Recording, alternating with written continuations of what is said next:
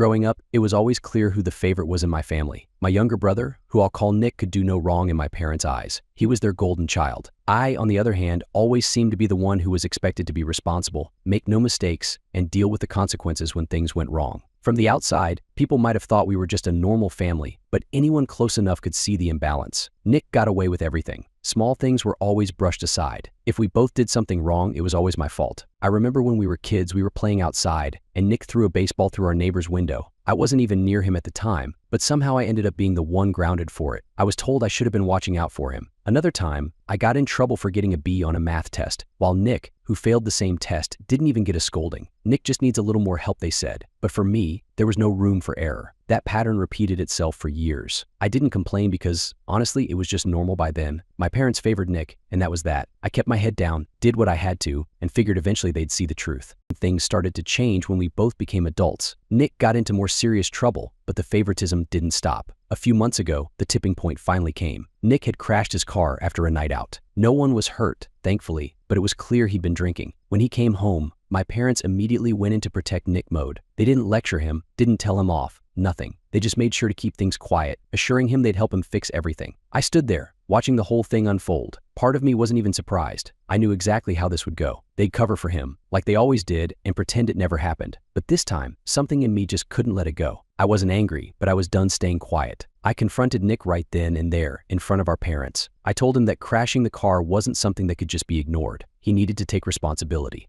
I pointed out that he was lucky no one was hurt, and that covering for him wouldn't help him in the long run. He just shrugged it off, like it wasn't a big deal. My parents, of course, jumped in to defend him immediately. It was just an accident, they said. He's learned his lesson. I wasn't having it. I reminded them about all the times they'd bailed him out, how they'd always cleaned up his messes, and how that had never helped him change. This wasn't just a small mistake, it was reckless, and they were enabling it. My parents didn't like hearing that. Things escalated fast. My mom got defensive, saying I was being too hard on Nick, that I was trying to make trouble where there was none. My dad told me to stop blowing things out of proportion, but I didn't stop. I laid it all out, calmly but firmly. I talked about all the times they'd let him off the hook, all the times I'd been punished for things he did, and how they'd always held me to a completely different standard. I wasn't attacking them. I was just telling them the truth. But the more I talked, the angrier they got. They kept defending Nick, saying he was still young and needed support. They completely ignored the fact that he was an adult now, and that his actions had real consequences. The more I tried to reason with them, the more heated the conversation became. Then came the ultimatum. My dad, visibly frustrated, told me that if I couldn't stop causing drama, then maybe I didn't need to be part of the family anymore. He said I should either apologize to Nick and move on or leave. The words hit me hard, but they didn't surprise me. After everything, I guess it had always been heading in this direction. I took a deep breath and made my decision. I wasn't going to apologize because I hadn't done anything wrong. I wasn't going to keep pretending that everything was fine when it wasn't. So I left, right then and there. I packed a bag and walked out, disowned on the spot for standing up to the golden child. After leaving, I cut all contact with them. It was a strange feeling, stepping away from everything I'd known, but it was also a relief. For the first time, I didn't have to deal with the constant pressure, the unfair treatment, or the endless cycle of favoritism. It was like a weight had been lifted, even though I knew this wasn't over. Nick and my parents would have to face the consequences sooner or later. Covering for him this time wouldn't work forever. Crashing a car while drunk wasn't something that could just be swept under the rug, and I knew that eventually the truth would catch up with them. I wasn't hoping for it, but I couldn't help but wonder how long it would take before everything started falling apart. For now, though, I was focused on building a new life, one that didn't revolve around constantly cleaning up someone else's mess. Whether or not my family ever realized the cost of their favoritism was out of my hands. But deep down, I had a feeling it was only a matter of time before they'd come knocking, asking for help. And when they did, I wasn't sure I'd be there to answer. After cutting off contact with my family, I focused on building a life that didn't involve constantly being in the shadow of Nick. For the first time in a long while, I felt free from the constant comparisons, the impossible expectations, and the weight of cleaning up after him. It didn't take long to settle into a routine, work, seeing friends, and just living life without worrying about my family's messes. But even as I moved forward, the fallout from Nick's latest screw-up was just beginning. Crashing his car after a night of drinking wasn't something that could be hidden forever. I knew my parents had covered for him at first, but I also knew the legal system wasn't something they could control. I hadn't heard from them directly since I walked out, but news still reached me through mutual connections. A few weeks after I cut ties, I heard from a cousin that things weren't going so well for Nick. It turned out that the car accident had some pretty serious consequences. While no one was hurt, the damage to the car and the property he crashed into was expensive. The insurance company wasn't going to cover everything, especially once they found out alcohol was involved. Nick was facing not just the repair bills but also some legal trouble, likely a DUI charge. Apparently, my parents had been scrambling to keep things under wraps, but the more they tried, the more things spiraled. The bills were piling up, and they had to hire a lawyer to help Nick avoid jail time. They had spent a good chunk of their savings trying to fix things, and it wasn't enough. I wasn't surprised. It was the kind of situation I had seen coming for years. I stayed out of it. I had no interest in getting involved, and I didn't feel any sympathy for Nick or my parents. This was the mess they had created by enabling him for so long.